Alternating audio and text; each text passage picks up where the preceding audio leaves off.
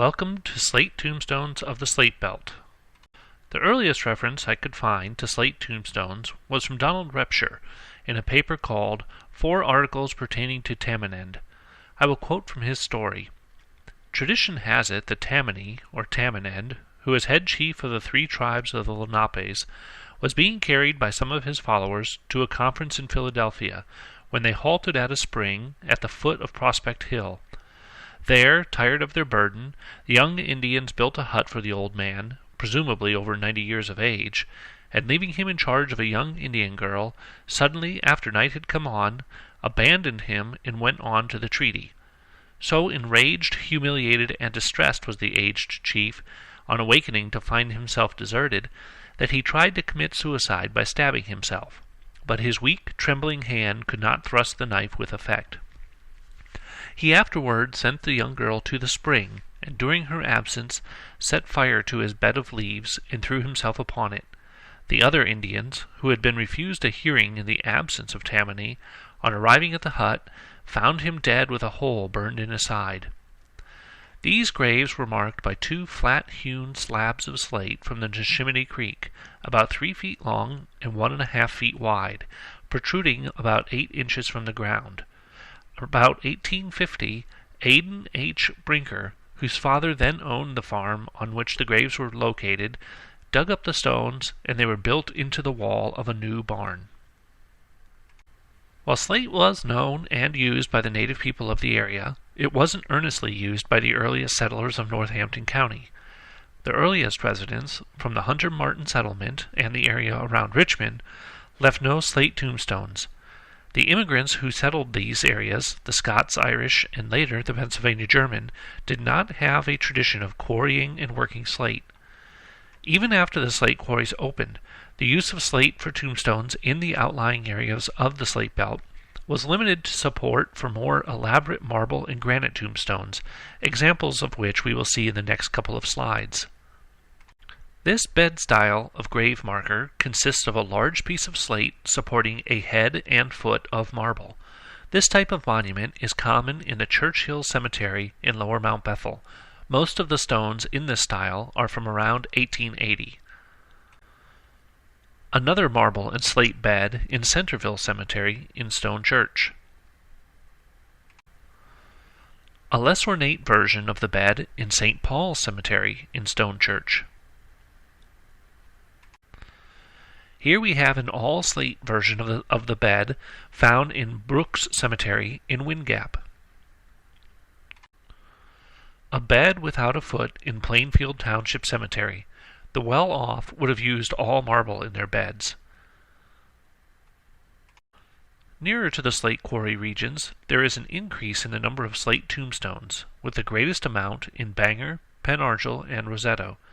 As would be expected, the slate tombstones in the area commemorate families from the leading ethnic groups that settled here. Most of the surviving tombstones are from after 1860. There were a number of reasons for the more frequent use of slate in the quarry regions. Quarry workers from other slate-producing countries were familiar with working in slate rather than in marble or granite. They were often poor and couldn't afford to buy the more expensive stones. Slaters would receive slate for free from the quarry owners that they could work in their own time. Quarry workers could make their own tombstones.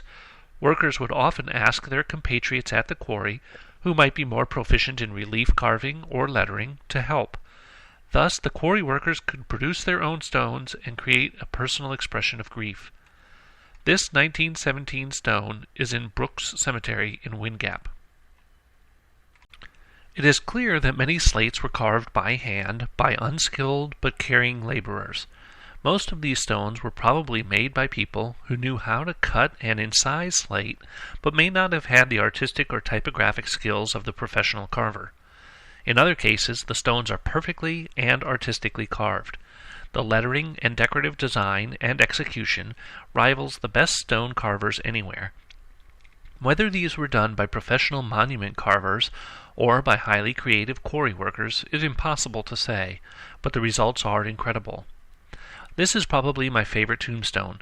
It is a takeoff of the bed motif, but done entirely in slate. It was quite artistically carved. Notice that the supports were made as keys to hold the head and footstones in place. This stone is in Chapman, which may explain why it is in such good shape. The slate in Chapman was very hard compared to Bangor slate. Here is a close-up of the head of the previous marker. Note the textured carving around the letters, which gives it real character. It is likely that the person who made this stone was a slater, as a whole family is buried in Plainfield Township Cemetery and are remembered with slate. The carving is quite crude, and the ornamentation is very plain. It is a very primitive but lovely stone from 1906. This Welsh tombstone is probably the most uniquely ornamented stone in the Slate Belt. The amount of work that went into this is amazing. Notice the drilled holes, concave, chained decoration to the left, and the beveled edges on the right. And this is only part of the decoration. I will show you more later. This Welsh child's gravestone was traditionally and conservatively carved. It is in St. John's Cemetery in Bangor. This stone could be Welsh or Cornish and is done in a formal manner, found in Fairview Cemetery in Penargil. Another stone from Fairview Cemetery in Penargil, an Italian stone that appears to be professionally carved.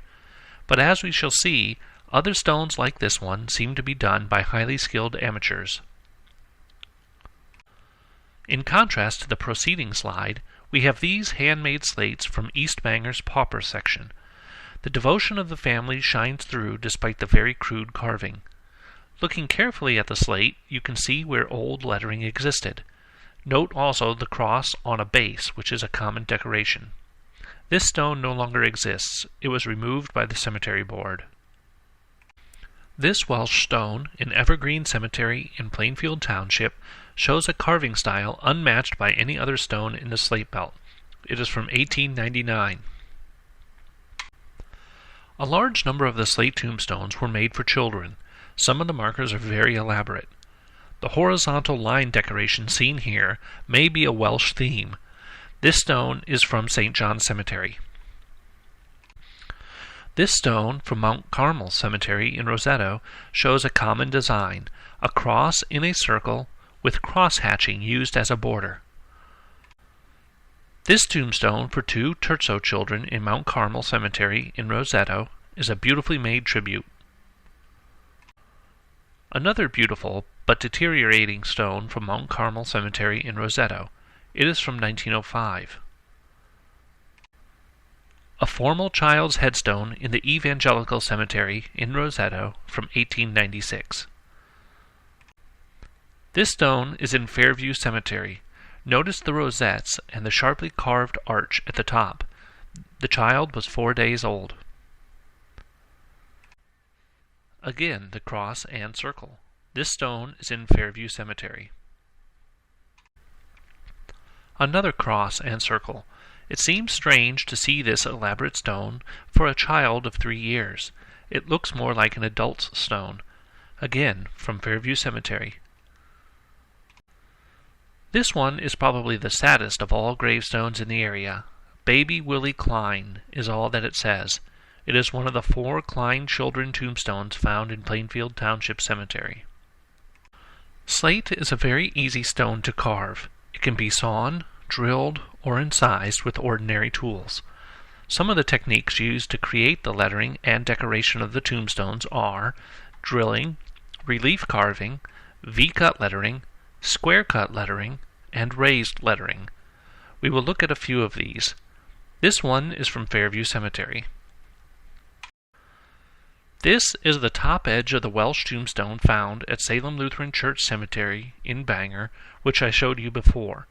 The drilled circles cover the entire top and sides of the stone. These drilled indentations are easy to make but very time-consuming. You can see this type of decoration on a lot of Welsh slate carvings. Notice also the beveled edges. This is the whole tombstone which we just looked at. It is from 1869. These 2 stones also exhibit the drilled circles common in Welsh slate carving. These are found in Fairview Cemetery. My guess is that it is a husband and wife, but there are only initials on them. from around 1899. We have seen this tombstone before, but it is a fine example of relief carving. This stone exhibits V-cut lettering, where a V-shaped chisel is used to incise the letters. It is an elegant and traditional method of cutting letters, from North Bangor Cemetery. This stone also has V-cut lettering, but there is much more than that present. It is almost a study in all of the different kinds of slate carving. The word Williams is raised lettering, but there is also carved ivy, italic text, and Gothic lettering. Whoever created this stone was a real expert. It is in St. John's Cemetery, Bangor.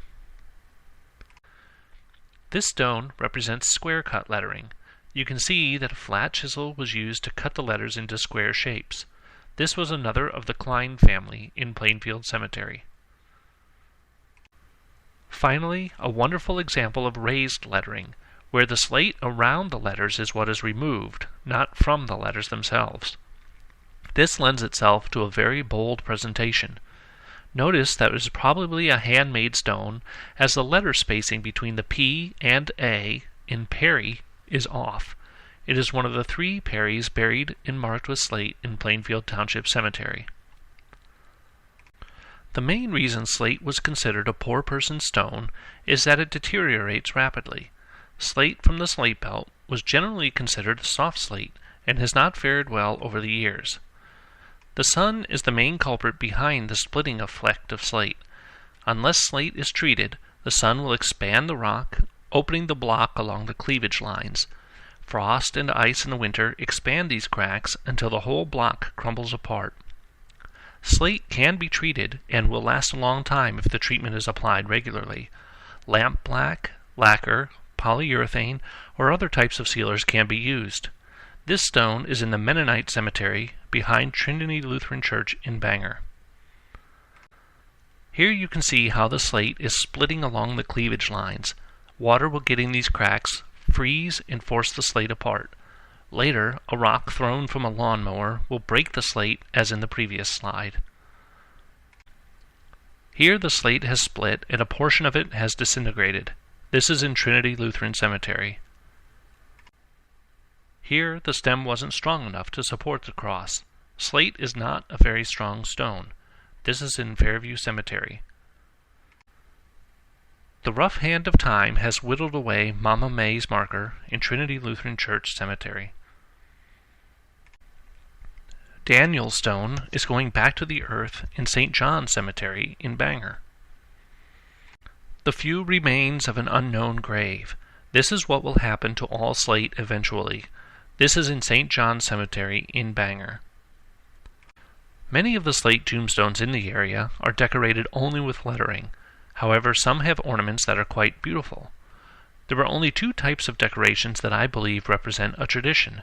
These were crosses and drilled circles. The crosses were mostly Italian, the drilled circles Welsh. Most other embellishments are individualized like this stone, which we saw earlier but from a distance. It is in Fairview Cemetery, and the star may represent the Eastern Star of the Masons. Here you can see another Welsh tombstone in Salem Lutheran Cemetery in Bangor. Notice the multiple lines of Welsh drilling that wrap around the stone. It is from 1870. Here the tombstone itself is a decoration, a cross on a base. This is in Fairview Cemetery in Penargil. Notice the cross on a base on this slate. Also notice the stylized R's and the spacing of the dates, which point to a handmade origin. This is in Brooks Cemetery in Wind Gap. Another take on the cross with a base. Obviously, this was hand-carved. Many of the slate stones in Brooks Cemetery are hand-carved.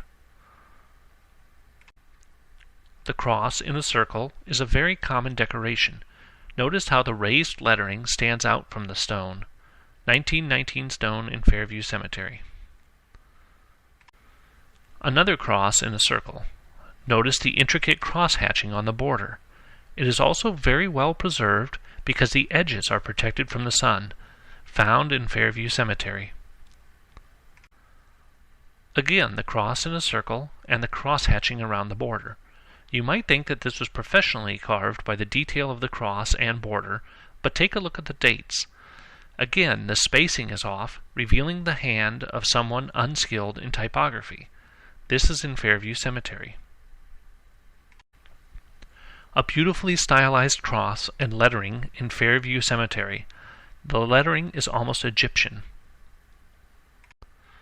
We saw this stone earlier, but here are a couple of close shots of the decorations. It is from Evergreen Cemetery in Plainfield Township. The same stone as before in Evergreen Cemetery.